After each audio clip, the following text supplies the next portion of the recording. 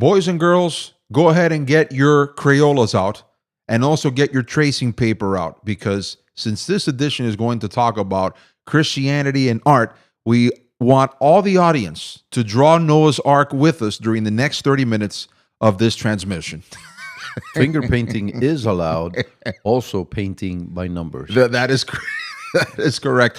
And not to worry, if you can't count to 10, we have remedial classes available through our Sunday School app. And what was the name of the guy that always had the big afro? And, Oh my goodness, Bob Ross. Yeah, Bob Ross. Now we're gonna paint a nice. He lives in a happy little place. Happy little place. But He was good though, right? But behind the scenes, I also put a beating on my wife. That's right. Lovely to see her. Welcome each and every one of you to this new edition of Living Word Live. Now, let me say this from the onset. I think it's important to note. Did he ever show up at football games? Was he John 3:16 guy? Very similar. He looked awfully similar. Put the colors on the wig. No, and then John 3:16 guy, it seems like he had a lot of money because he went to a lot of games and he got some good seats. He had some really good seats. Now, as I was saying, this is one of those concepts that is going to require a level of, let's call it, philosophical indulgence. That excludes me, though. Well, folks, until the next occasion, some people will begin to tune out. But the fact of the matter is that I think when we examine the subject, especially in light of what the Bible has to tell us about ourselves, about human nature, and other related topics, that art is an important part of daily living, how we consume it, what it actually does to us. And the problem has been, as we had mentioned during the last live stream, a lot of Christians have not been trained adequately in a proper ethic as to how to see this particular aspect of our daily existence, of our creativity and our intellectual capacity. For the past, I would dare say 100 years or maybe more, there's been this attitude towards art from Christians and from churches more in particular that says, no, that's the devil's child. Don't play with the devil's child because it will affect you. And then that's left a void. And in this void, people have said, that's fine. If you're not going to produce any art that's worth anything, we're going to fill that void. And that very same art, which people, Christian churches have said, let's overly reject it, has still found a way to negatively affect both churches and Christians at the same time. Do you have something from your favorite dictionary for today's lesson? I do.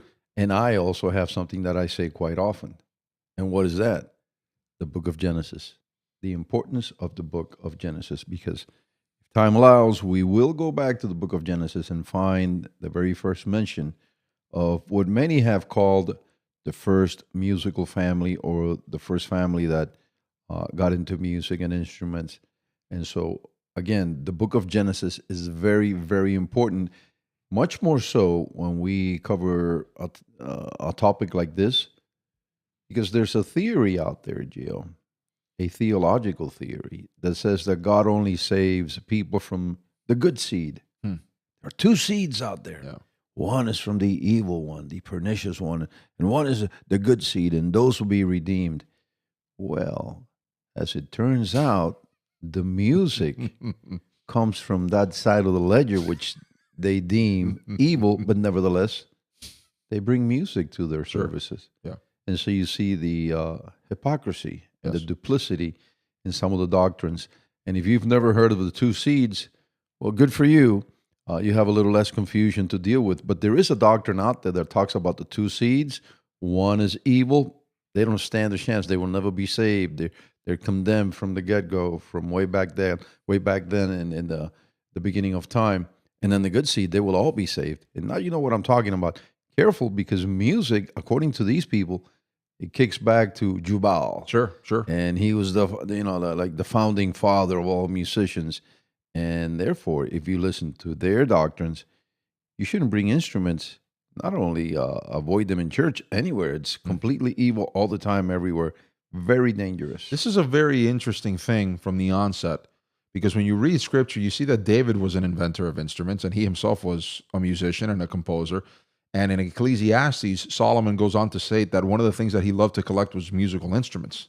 So it's a very curious thing, this is to your point, that Christians can become so sidetracked by ridiculous arguments that it's to their own detriment, ultimately. And why are they quoting Psalms all the time?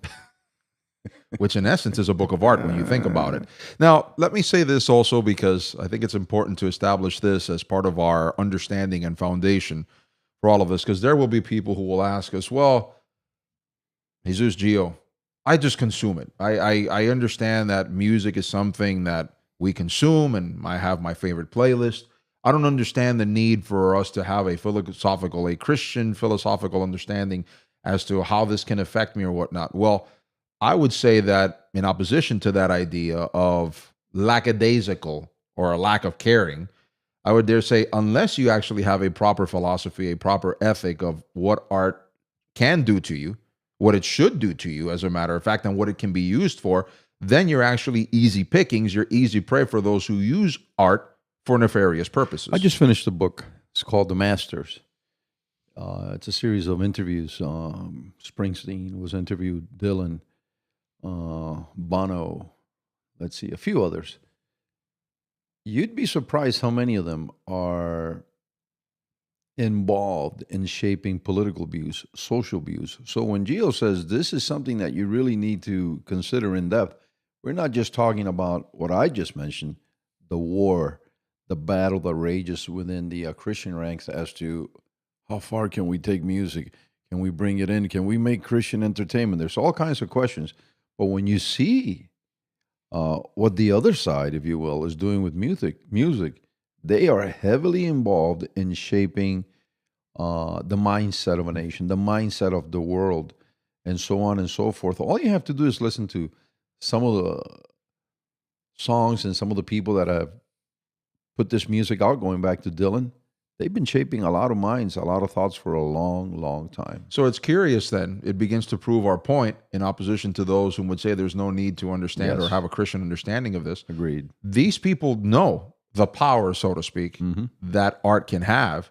And yet Christians are, in many instances, wholly ignorant of the power that it can have. And frankly speaking... Look at the popularity of American Idol. Exactly.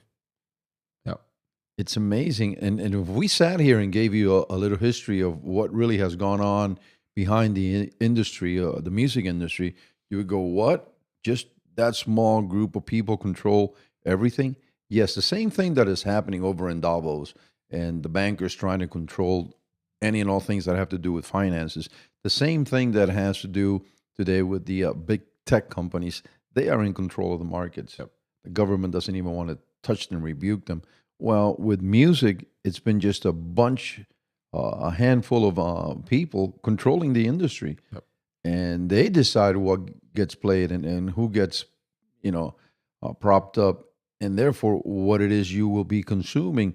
And you may not believe that this is damaging to you or that it influences you. You may think, oh, no, I just listen and I get the enjoyment out of it, and that's that. It goes way beyond that. I completely agree. It's kind of a curious thing because when you talk about gatekeepers, look at Taylor Swift. That's a perfect example. Now there's discussion going around the internet about whether or not she's a plant, whether or not she's being used by the deep state. This whole thing with this football player, this so-called romance that they have now, which, by the way, someone recently that is in the world of celebrity, I think she used to be a wrestler for WWE, if I'm not mistaken. She openly said in a podcast recently, I think her name is Paige Van Zandt, like maybe my mind is failing me. That clip went viral when she said, I think this is a staged situation because they invited her. Isn't she into the mixed martial arts? Is that what it is? Maybe I'm getting it wrong. Maybe I put her in wrestling when in fact she's UFC. Yeah, you might be right on that.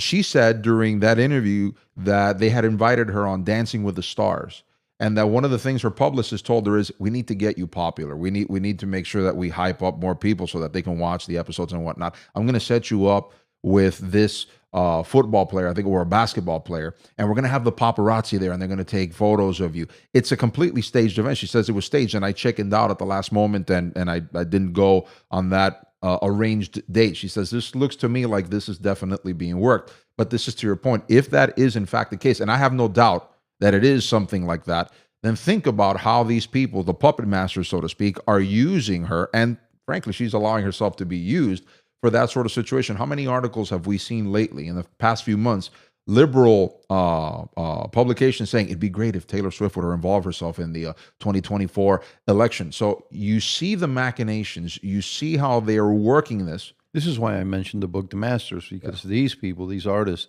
that's what they call them. That's how you know them. They have been involved behind the scenes in politics and civics and government for the longest time. Look at what Bud Light is doing. Oh, They yeah. know they lost a huge amount of followers and people that would drink their brand. So what do? Hey, get a hold of Peyton Manning, Exactly. and Peyton will do a commercial. We'll pay him for that. And if these people will prostitute themselves for any amount of exactly. money, great or small, and now they're on the comeback trail. Exactly. And then people will still insist that no, these people have no influence over us. Okay, Which also begs the question, why is it that more people don't know that there are such things as gatekeepers and just do away with them completely? Because if these gatekeepers are necessarily an impediment for good art, as it were, edifying art, to make its way into the public discourse. Let's face it, the MTV generation, that was my generation. I grew up during that generation. And it was evident that the people who were controlling the music at that point, they knew that one of the things that sold most during that era was what? Disobedience against parents, rebellion and whatnot. And that's the type of music that they put forth. Of course, in their own households, you hear them interviewed, these gatekeepers. No, our kids don't listen to that music. They listen to Bach, they listen to Beethoven, they listen to Cloud. We don't put that music in our house. But for the masses, disobedience, rebellion, give it to them because they're going to pay for it. We're inculcating this in them whilst they're giving us the money. here's something interesting. The first thing that many people that believe they can never be influenced, the first thing they say is something to the effect of, I can't be influenced. And that's one of the very first things that they'll influence you to think, believe, and say. Completely agreed. Completely agreed. Now, this leads us then to, I guess, what would be part of our foundational discussion on this particular subject, because inherently we've talked about how art influences life.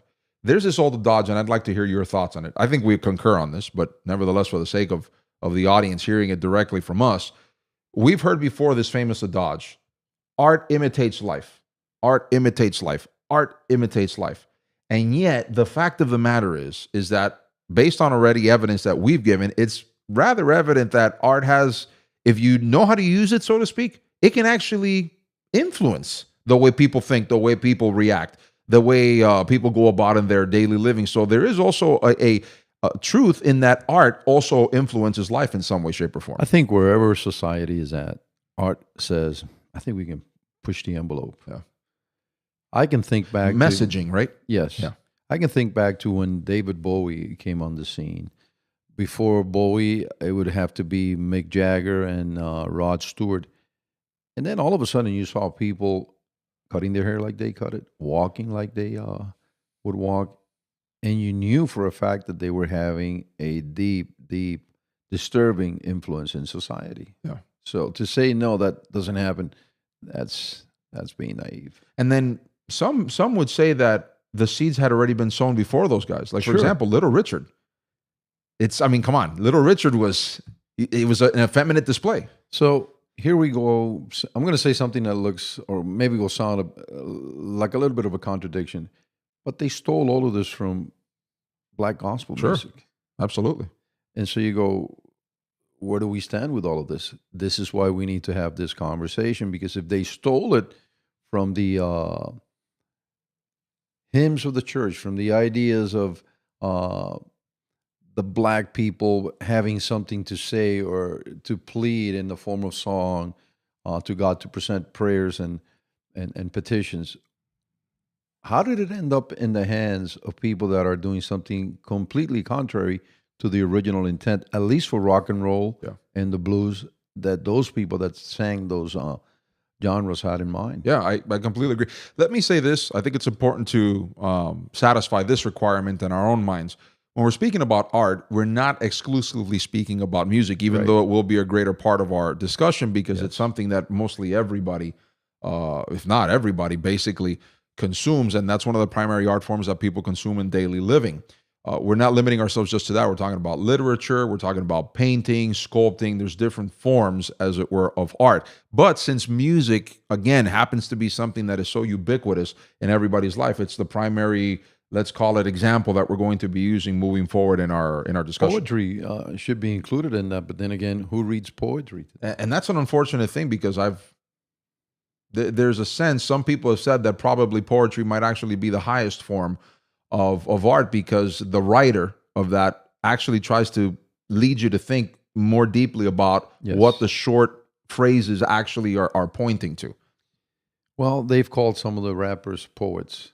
And when you listen to the I think T.S. Eliot would disagree that Snoop Dogg is a poet. The verbiage leaves a lot to be desired. Because some of the poetry from way back then, you have to really sit down and focus and read it over and over again. And that was part of the project, to get you to think over and over, why this word, why is this word repeated, and so on and so forth. Today is just like throw whatever is out there, as long as it kind of rhymes and the beat gets you. That's it.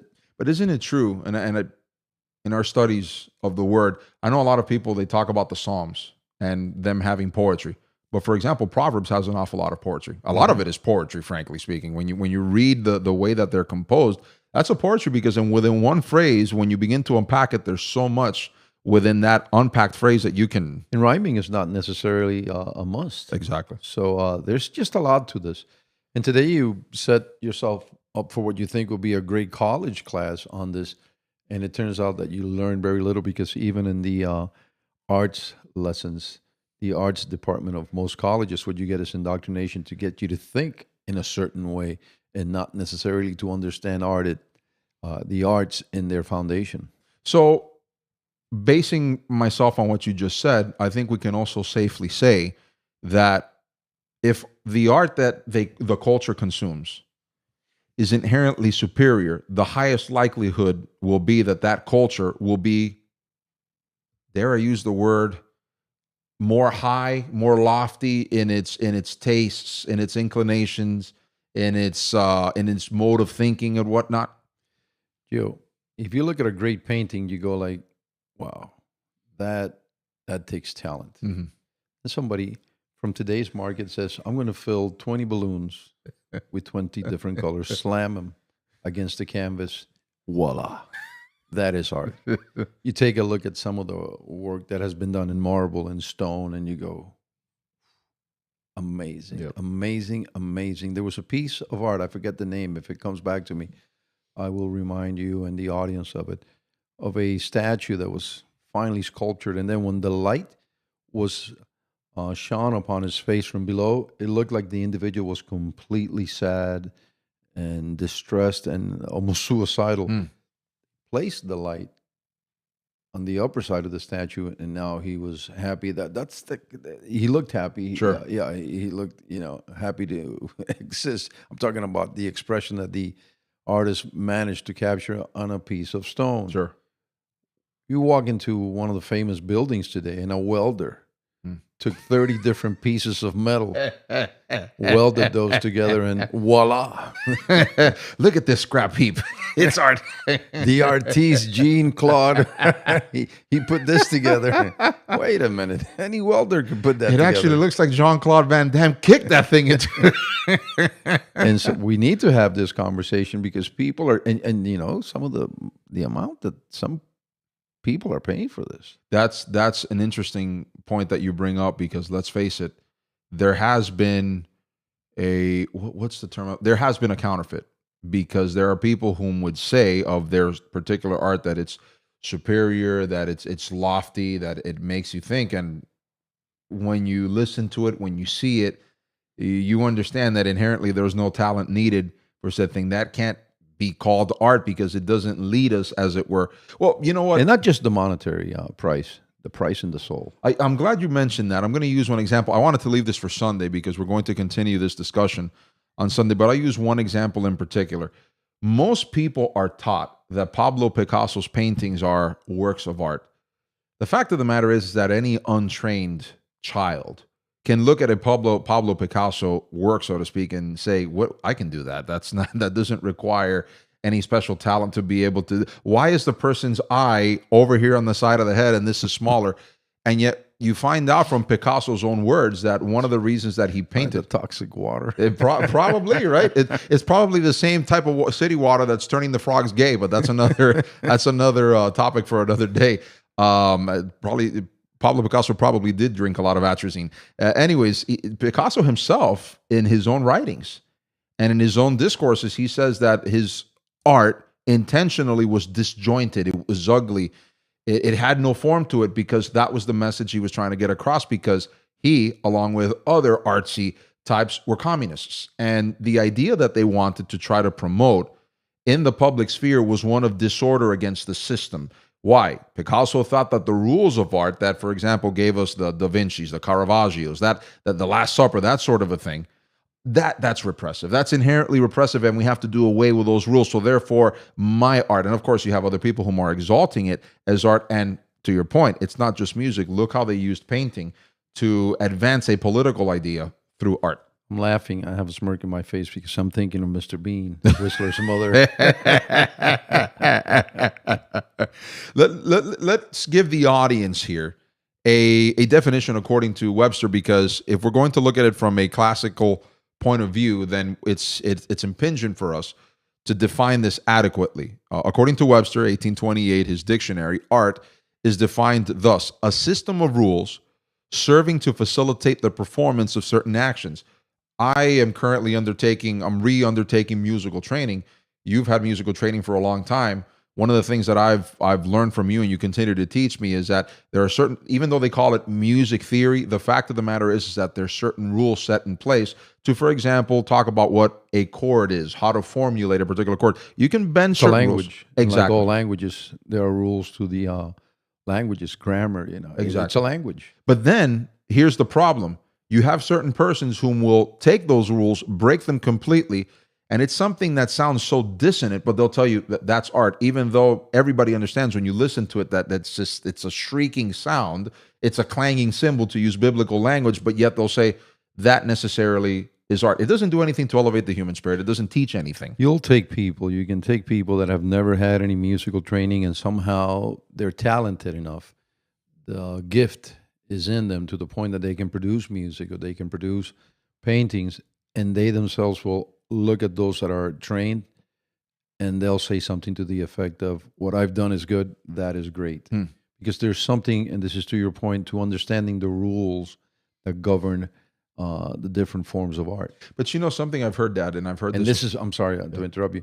Someone said, no, there is no rules. The first rule is that there are no rules. You stole my thunder. I'm glad, because I wanted to get to that point. There's a bass teacher that I'm not going to say he's caused the controversy. It's the people that have heard his message that have caused a lot of controversy. What do I mean by this? He says, look, when I was being formulated, molded in musical language, for example, he talks about when he went to Berkeley.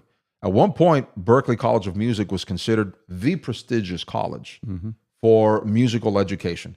But curiously enough, up until the 1980s, drummers would go there. They wouldn't be taught percussion. They were actually trained in musical language. They were actually taught music theory. And this guy says that when he went there, I think it was in the 60s, he said what they did there, it doesn't matter the instrument you played. You were taught musical language. You left there with a thorough understanding of musical language so that then you can produce art that way. But they would always teach you the particular rules.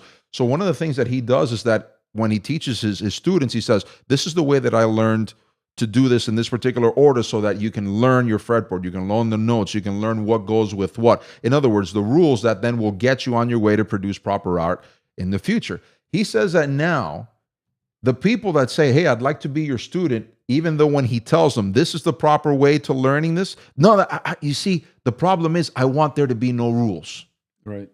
And then he says, but why do you want there to be no rules? How is there going to be any structure to your learning, any organization, unless there's a set of rules by which you follow? And constantly he gets comments about people who say, but there shouldn't be any rules. We should just allow ourselves to openly learn these things.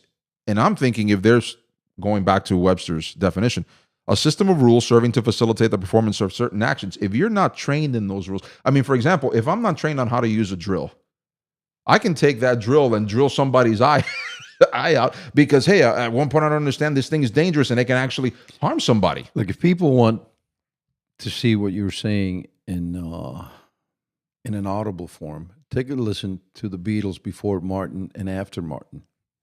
What was the difference? You have one guy that knew the rules, the language, and he took these four popular kids and made their music. This is my opinion. Uh, he took it to another level. He did. I agree. I agree because even the most staunch Beatles fanatic will say that before Martin, it was a lot of kiddie pop. You know, the "She Loves You," yeah. And then afterwards, their music got more Some serious. of the strings and the horns that he brought into their music is outstanding. And then you get people saying, "Well, Chicago, they brought the horns in." You need to be careful what you say before you say things like that, because, again, I believe there are very talented people out there that never engage. They never learn the rules. They say they don't need it. And so they'll produce some interesting works, but never as interesting, as profound as those that know the rules and the language. Even somebody who has played the bass, some would say prodigiously. I don't agree with that. But Flea. Yeah. And what does he end up doing towards the end of his career? I got to study music. You had to study I music. have to study music theory. Yep. Because you and I have been in settings where we have tried having a musical conversation with the singer. He doesn't speak music.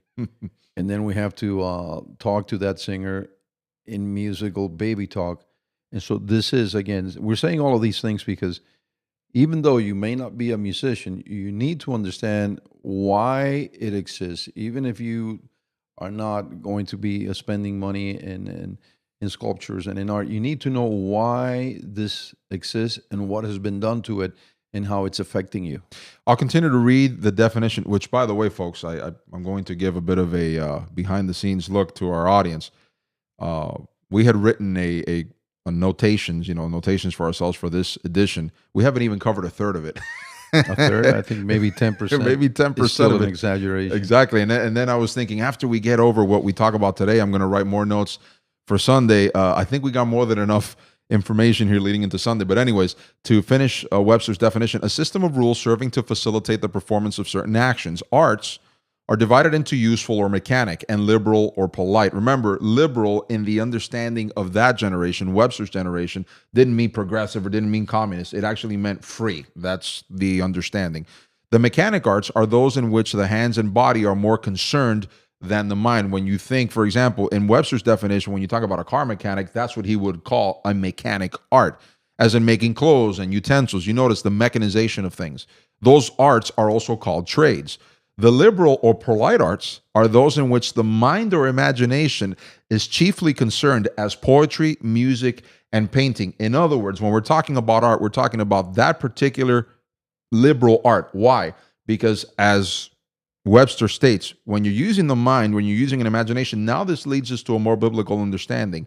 Doesn't Jesus say that out of the mouth proceedeth what is in the heart? Then think about it. When a person writes a sheet of music, when a person composes lyrics, that is also proceeding from the heart of man, whether it be on pen or whatnot, and in musical notation, and that message is going out to the masses. I still remember to this day, one of my teachers, when I was looking to know my instrument a little better and know the rules that are in play when you use that instrument. He and I started having a conversation. Then he stopped and he said, "But you're a pastor. You should know better than the rest of us that music is spiritual." And I said, "Yes, I do know that." And so for me, it was very, very interesting to hear somebody who is not a Christian. I don't think he is. And you would study with somebody that's not a Christian. I learned math from non-Christians and science and English and history from non-Christians. So that's just rubbish. But here's the point on the other side of that. To have somebody that is not a Christian pick up on that fact. Yeah. That is very interesting. Very, very much so. You're a pastor. You know that music is spiritual. I said, yeah, I know that. Very interesting. Well, folks, as I said, there's plenty more to talk about, but the time for this transmission has unfortunately come to a close. If you want to continue hearing our discussion on the matter, we would ask you to join us during the next meeting. It's an in-person meeting. It'll be this Sunday at 10:30 a.m. Eastern Standard Time. We're going to be meeting at Tropical Park in Miami, Florida, specifically at the Mary Abreu Community Center. We would hope that you would join us to continue this lively and enlightening discussion of this, which again has an effect in everybody's life. And if you want to learn how to use art more responsibly and at the same time lead it to something that glorifies God and also edifies you, we would hope that you would join us. I think if you do get really interested, you'll get a deeper enjoyment once you know what's involved. Exactly. What it takes and the gifts that God has bestowed upon certain people. Some people are just extremely gifted, and when you see their works in whatever art form they are expressing this gift through, you go like, glory to God, because this, you can tell, goes beyond the natural. These are gifted people. Well, we'll leave you with this preview. We're not worshiping them. We're worshiping God for the gift that he has given these men and these women. So that needs to be kept in the forefront also, because this is when you get into worshiping the singers and the artists in whatever form they're performing. I'll once again, I'll second that. And the example that I'm going to give is going to give a preview, and it's based on what Dad just mentioned.